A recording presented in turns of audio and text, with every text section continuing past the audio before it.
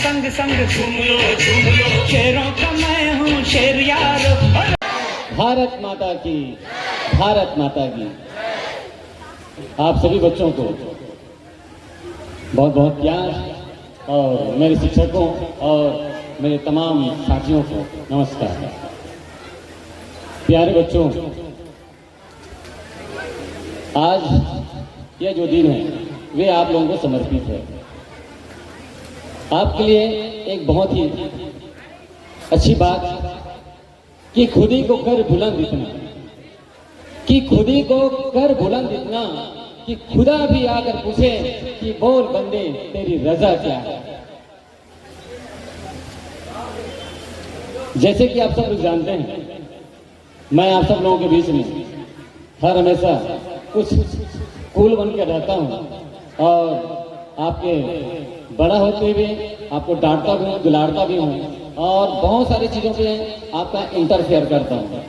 बहुत सारे मामलों में बहुत सारे बच्चे मुझसे नाराज भी रहते हैं, लेकिन वो जो बच्चे नाराज होते हैं वो बच्चे कुणाल के जैसे होते हैं। जैसे कुणाल ने कहा अभी कि बचपन से वेद सर, दिनेश सर कि मेरी और टेढ़ी नजर रहती है।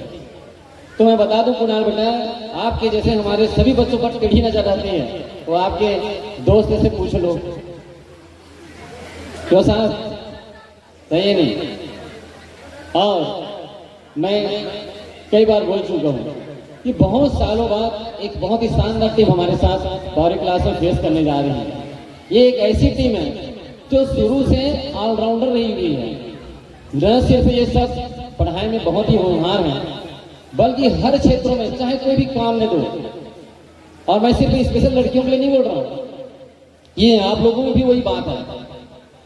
और आप लोग जानते हैं, क्योंकि लड़कियां हमेशा उस चीज़ों को सामने में रखती हैं कि वो खास हैं और हमेशा खास बने रहेंगे और हमेशा हर चीज़ों में भी पॉजिटिव बनकर उन चीज़ों पर, तमाम चीज़ों पर अपनी पकड़ बनाकर अपने कॉन्फिडेंस दिखाते हैं।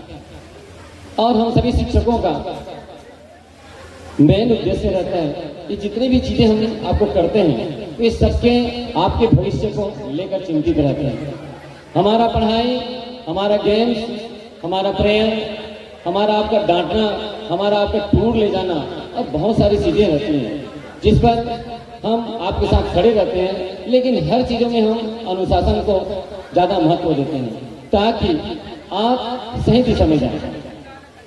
प्यारे बच्चों, आप एक पतंग की भांति हैं। पतंग कैसा? पतंग वो होता है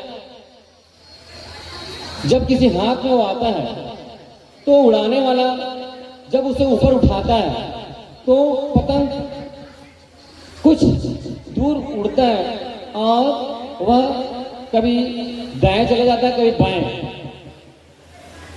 कभी कभी उसको सहारे की जरूरत पड़ती है और इस प्रकार से उसे पकड़ के सामने वाला खड़े होता है और एक उसको डोर से खींचता है। और कुछ लोग उसे उड़ाने के लिए थोड़ी सी दौड़ करते हैं, तब वो जाके उसको हवा की बल मिलती है और वो आगे बढ़ता है। लेकिन आप देखेंगे जो पतंग उड़ाने वाला है वह बड़े ही सावधानी से उस पतंग को ऊपर ले जाना चाहता है। उसका बड़ा उद्देश्य रहता है कि मेरी पतंग सबसे ऊंची जाए। हम सभी शिक्षक यही सोचते हैं हमारे सभी पतंग सबसे ऊंची जाए। लेकिन समस्या कहां पर आती है? पतंग की अपनी चाल होती है। पतंग जैसे आगे बढ़ता है, कुछ दूर अच्छे चलता है, उसके बाद वह जमीन की ओर लैंड करना चालू करता है और उड़ाने वाला घबरा जाता है। तो क्या करता है? उस धागे को अपनी ओर खींचता, जल्दी जल्दी लपेटता है और जहां देखता है कि वो बैलेंस में आ गया है तो तू थोड़ा सा उसको रिलीज करता है। जैसे हवाएं चलती हैं, पतंग जैसे संभलने लगता है, वह अपने धागों को छोड़ना चालू करता है। फिर कुछ उड़ान भरने के बाद पतंग फिर अपनी चाल बदलता है, फिर इधर वो लैंड करेगा या इधर लैंड करेगा। जैसी परिस्थिति होती है वो उड़ाने वाला उस पतंग को कभी धागे को खींचता है, कभी लपेटता है, कभी रिलीज करता है, कभी खींचता है, कभी छोड़ता है।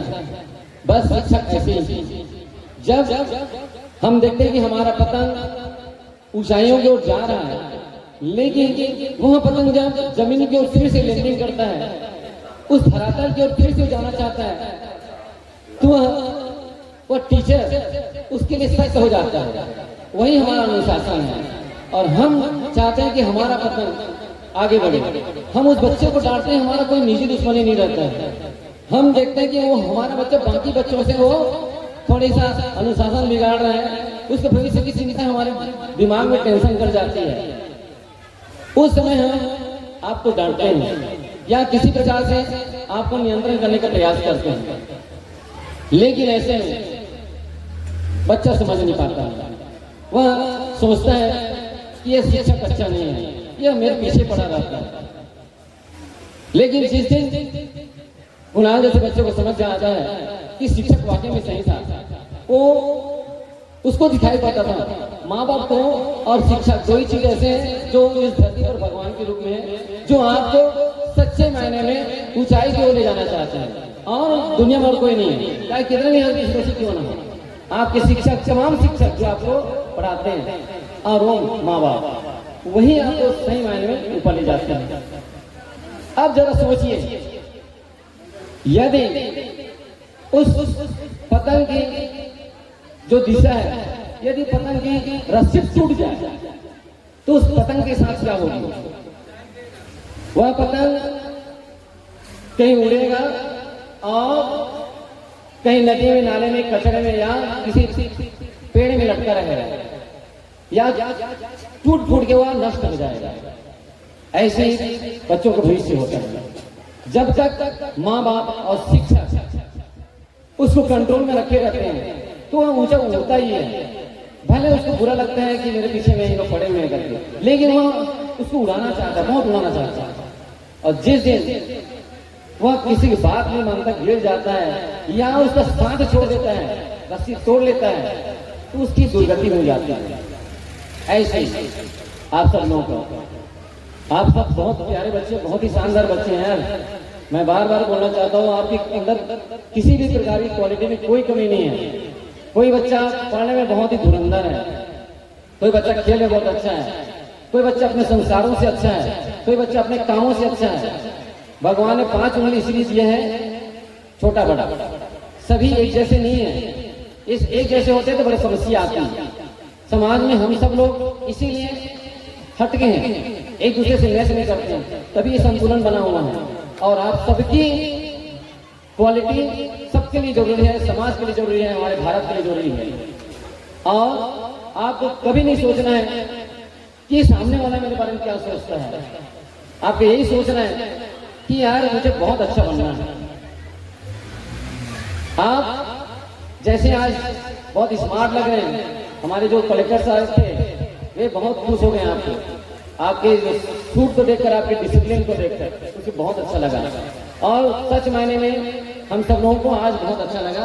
हमारे 11वीं क्लास के बच्चों ने वाकई बहुत ही जबरदस्त इस आयोजन को सफल बनाने में बहुत मेहनत की थी।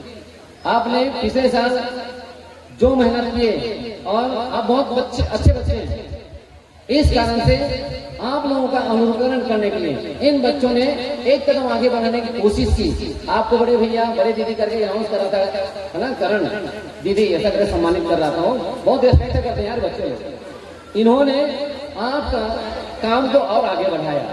तो ये बहुत प्यारे बच्चे, 11वीं क्लास के बच्चों में जोरदार ताली हो जाए।